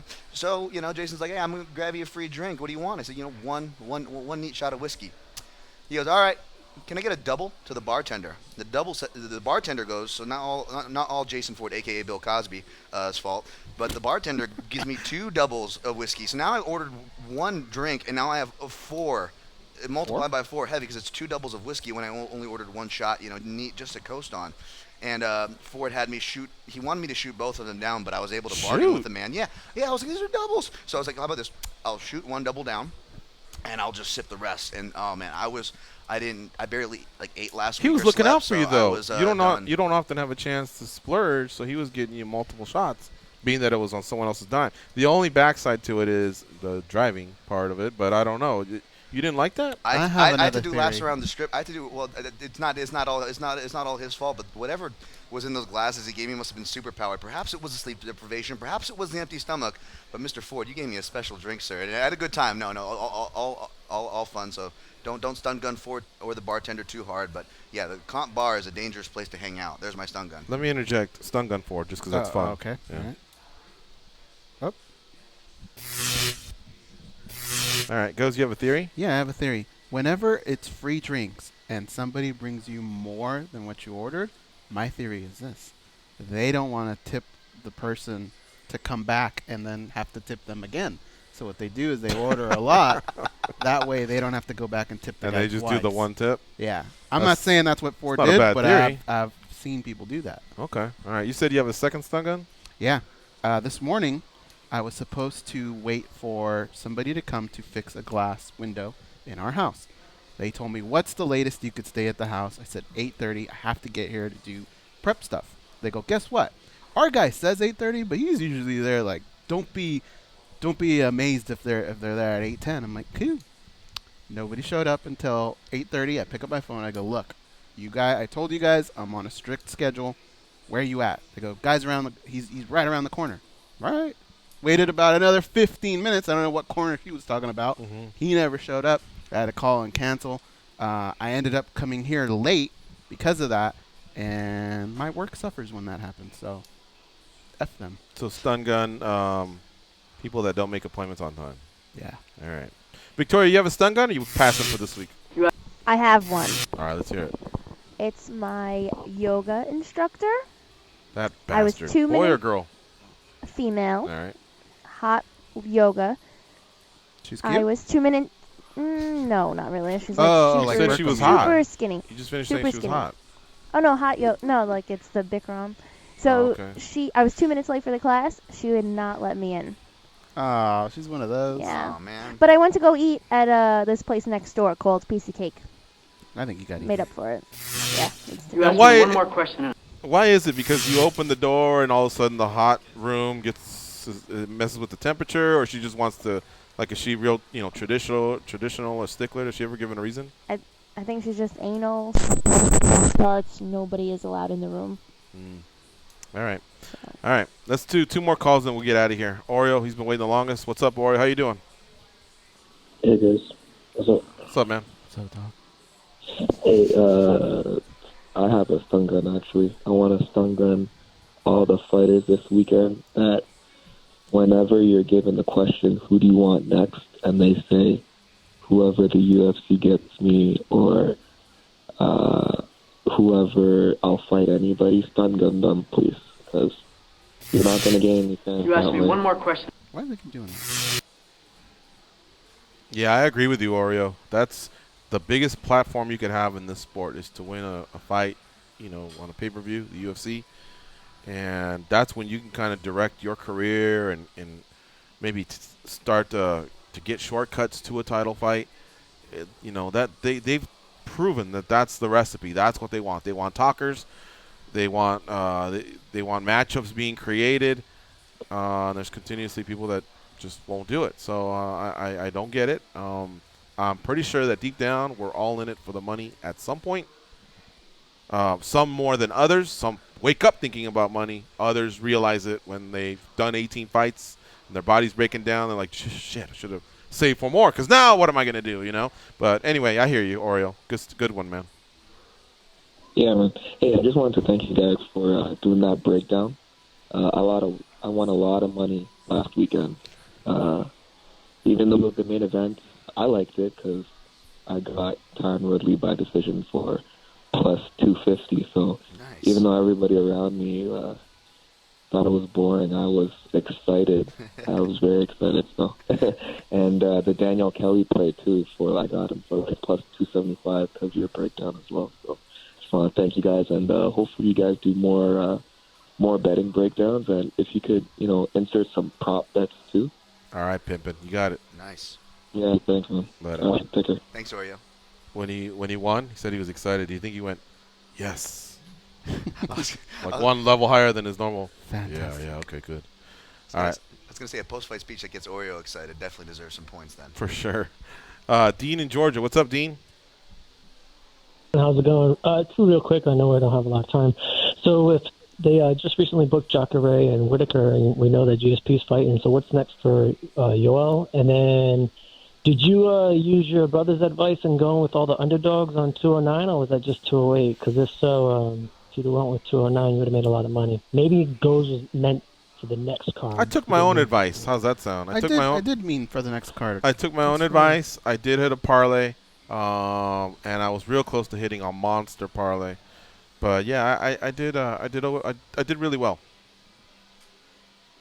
And if you could just what do you think's up with the oil since now? Oh yeah, you will. Okay, thanks, Dean, for the call. Well, this is what Bisping said. He said he swears that he texted Dana White this.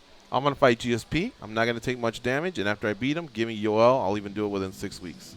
Now, whether that's gonna happen or not, I don't know. He's got a tough opponent ahead of him. He may not be the champion afterwards.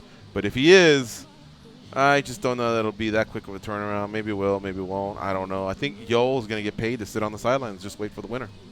I agree. I don't see them compromising it. I think that goes in line with what Dana said. Whatever he's doing to take care of him, that means he's probably going to sit on the sidelines. And that means an almost 40-year-old guy will probably sit on the sidelines for one whole year because he beat Weidman in November, early November, and these guys aren't dancing until July. And so when that fight's over, what are you going to do? Book them in September, October, November, somewhere around there? It'll be close to a year.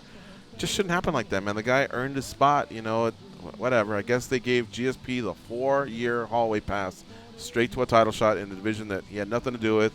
Why? Because they need to start making some money. They paid $4.2 billion for a company, and they need to start making some payments on these loans, and that's the era we're in. So fighters adjust, managers adjust, get these guys talking. Regardless of what Dana White said about money fights, that's kind of what they're promoting. So get yourself. Push someone. Start something. I don't know. Our ownership's out of Vegas. The UFC ownership's out of Vegas, but they've never been rolling the dice more. No doubt. All right. Thank you, Dan Tom, for stopping by. Great job as always. Follow him on Twitter at the MMAnalyst. And the rest of us will be back tomorrow with another edition of MMA Junkie Radio. Go out there and be a champion. I'm gonna have me some fun.